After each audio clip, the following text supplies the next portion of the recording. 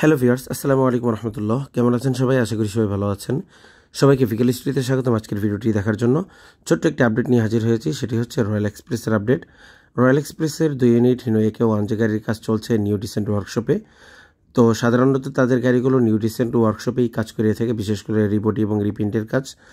তো রিবডি এবং রিপেন্ট করার ক্ষেত্রে রয়্যাল এক্সপ্রেসের সবচেয়ে ভালো যেই দিকটা সেটা হলো তারা গত বেশ 1-1.5 বছর যাবৎ তারা তাদের বহরের অনেকগুলো পুরাতন গাড়ির সম্পূর্ণ বডি চেঞ্জ করে ফেলেছে। অর্থাৎ পুরাতন বডি সম্পূর্ণ ফেলে দিয়ে বা বিক্রি করে নতুন করে বডি কাজ করিয়েছে চেসিসগুলোর উপর। যেমনটা আপনারা দেখতে পাচ্ছেন এই বাসটির উপর হিনো একে 1 যে চেসিসের উপরে যে বডিটা তৈরি করা হচ্ছে এটা কিন্তু সম্পূর্ণ নতুন বডি, এবং পুরাতন বডি যেটা আপনারা ভিডিওর শুরুতেই দেখেছেন যে ওটা ফেলে দেওয়া হয়েছে বা অন্য কোথাও হয়তো বিক্রি করার চিন্তাভাবনা তারা করছে।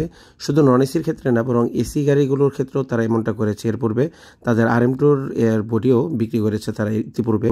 বলা যায় মূলত তারা আফতাবের রেগুলার কাস্টমারই ছিল। আফতাব থেকেই তারা তাদের গাড়িগুলো সাধারণত তৈরি করত, তাদের নন এসি এবং এসি গাড়িগুলো।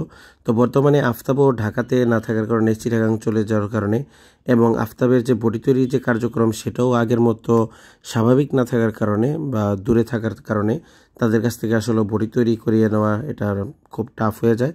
যেই কারণে দেখা যাচ্ছে যে রয়্যাল এক্সপ্রেসের বহরে নতুন কোনো গাড়িও তেমন যুক্ত হচ্ছে না, এবং আফতাবেরও বডির যে গাড়িগুলো সেগুলো তাদের বহরে যুক্ত হচ্ছে না। যার ফলে বাধ্য হয়ে বলা চলে যে তাদের বহরে যে পুরাতন গাড়িগুলো রয়েছে সেগুলোকে তারা নতুন করে রিবডি করিয়ে নিচ্ছে সম্পূর্ণ বডি চেঞ্জের মাধ্যমে, এবং এতে করে তাদের গাড়িগুলো বেশ ভালোই লাগছে।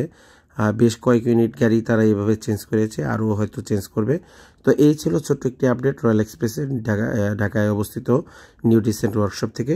তো আজকের মতো ভিডিও এখানেই শেষ করছি। আল্লাহ হাফিজ, আসসালামু আলাইকুম ওয়া রাহমাতুল্লাহ।